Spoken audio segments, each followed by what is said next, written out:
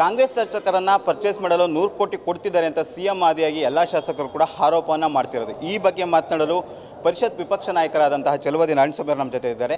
ಬನ್ನಿ ಮಾತಾಡಿಸ್ತೀನಿ. Sir, BJP ವಿರುದ್ಧ operation ಕಮಲ ಹಸ್ತ ಆರಂಭ ಆಗಿದೆ. 100 ಕೋಟಿ ಒಂದು ಶಾಸಕರಿಗೆ ಕೊಡ್ತಿರೋ ಅಂಥದ್ದು ಅಂತ ಆರೋಪ ಮಾಡ್ತಿರೋದು. ಈ ಬಗ್ಗೆ ಏನು ಹೇಳ್ತೀರಾ? ಸಿದ್ದರಾಮಯ್ಯನವರ 2009ರಲ್ಲಿ ನಾವು ಸರ್ಕಾರ ಮಾಡಿದಾಗ ಅನೇಕ ಇಂಡಿಪೆಂಡೆಂಟ್ ಶಾಸಕರನ್ನು ಅವರೇ ಕಳಿಸ್ಕೊಟ್ಟಿದ್ದು. ಹಾಗೆ ಎಷ್ಟು ತೊಗೊಂಡಿದ್ರು ಅವರು? ಹೌದು, ಎಷ್ಟು ಹೇಳಬೇಕಲ್ಲ. 19ರಲ್ಲಿ ನಾವು ಸರ್ಕಾರ ಮಾಡಿದ್ವಿ. ಆವಾಗಲೂ 18 ಜನ ಶಾಸಕರನ್ನು ಅವರೇ ಕಳಿಸ್ಕೊಟ್ಟಿದ್ದು. ಆವತ್ತು ಎಷ್ಟು ತೊಗೊಂಡಿದ್ರು ಅದನ್ನು ಹೇಳಬೇಕಲ್ಲ. ಈಗ ನಾವು ಸರ್ಕಾರ ಮಾಡೋಕ್ಕೆ ಹೊರಟಿಲ್ಲ, ಆದರೂ ಅವ್ರು ಹೇಳ್ತಿದ್ದಾರೆ ಓಕೆ. ಹಂಗಿದ್ದ ಮೇಲೆ ನೀವು 100 ಕೋಟಿ ನಾವು ಕೊಡ್ತಿದ್ದೀವಿ ಅಂತ ಹೇಳಿ ನೀವೇ ಹೇಳಿದ್ದೀರಿ, ಪುರಾವೆ ಇಲ್ಲ. ಆಯ್ತು, ಇವಾಗ ನಾವು ಸರ್ಕಾರ ಮಾಡ್ತೀವಿ ಅಂತ ಇಟ್ಕೊಳ್ಳಿ.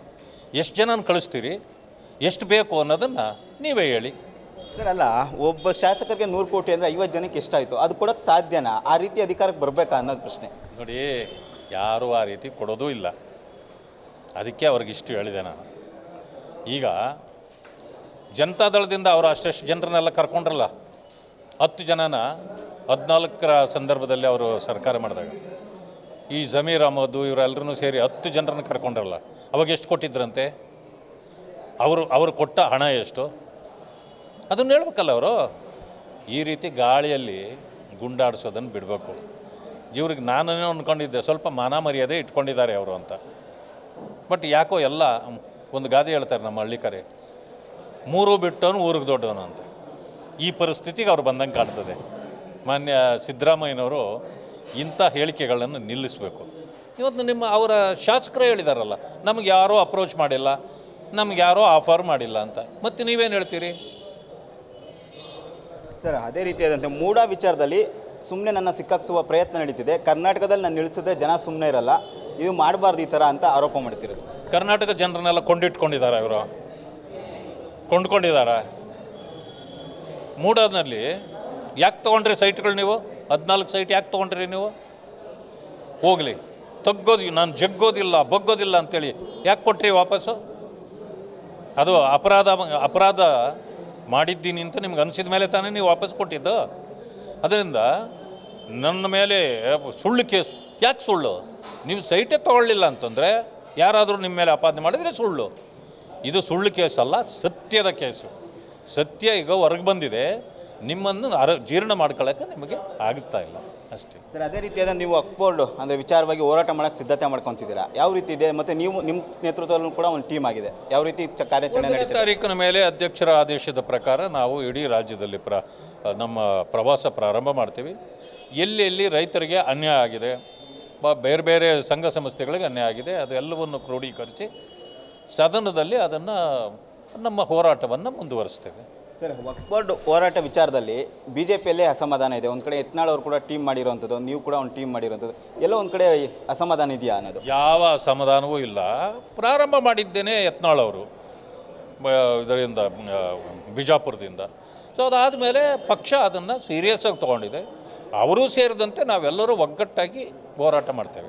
ಸರ್, ಅವರು ಕೂಡ ನಿಮ್ಮ ಹೋರಾಟದಲ್ಲಿ ಭಾಗಿಯಾಗ್ತಾರಾ? ಅವರು ಕೊಡ್ತಾರಾ? ಅಥವಾ ಯಾಕೆಂದರೆ ಅವರು 25ನೇ ತಾರೀಕಿನಿಂದ ಕೂಡ ಅವರು ರಾಜ್ಯದ ಸಂಚಾರ ಮಾಡ್ತಿದ್ದಾರೆ, ನಿಮ್ಮ ಹೋರಾಟದಲ್ಲೂ ಅವ್ರು ಭಾಗಿಯಾಗ್ತಾರಂತ? ನಾನು BJP ಅಲ್ವಾ, ಅವರು BJPನೇ.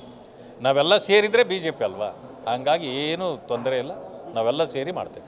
ಸರ್, ಅದೇ ರೀತಿ ಮಹಾರಾಷ್ಟ್ರದಲ್ಲಿ ಗ್ಯಾರಂಟಿ ವಿಚಾರವಾಗಿ ಸುಳ್ಳು ಆರೋಪ ಮಾಡಿದ್ದಾರೆ ಅಂತ ಹೇಳ್ಬಿಟ್ಟು ಈಗ ರಾಜ್ಯ ಸರ್ಕಾರದಿಂದ ಅವ್ರ ವಿರುದ್ಧ ಕೇಸ್ ಹಾಕೋಕ್ಕೆಲ್ಲ ಪ್ರಯತ್ನ ಮಾಡ್ತಿದ್ದಾರೆ. ಈ ಬಗ್ಗೆ ಏನು? ನಾನು ಅದನ್ನು ಸ್ವಾಗತಿಸ್ತೇನೆ. ಯಾಕಂದರೆ ಅವ್ರು ಕೇಸ್ ಹಾಕಬೇಕು. ಹಾಕಿದ ಮೇಲೇ ಇವರು ಎಂಥವರು ಅನ್ನೋದನ್ನು ನಾವು ಉತ್ತರ ಕೊಡಲಿಕ್ಕೆ ಸಾಧ್ಯ ಆಗುತ್ತೆ. ಏನು ಮಾಡಿದ್ದಾರೆ, ಇಲ್ಲಿ 5 ಗ್ಯಾರಂಟಿಗಳನ್ನು ಅನೌನ್ಸ್ ಮಾಡಿದರು. 5 ಗ್ಯಾರಂಟಿಗಳನ್ನು ಕೂಡ ಸರಿಯಾಗಿ ಸೇರಿಸೋಕ್ಕಾಗಿಲ್ಲ.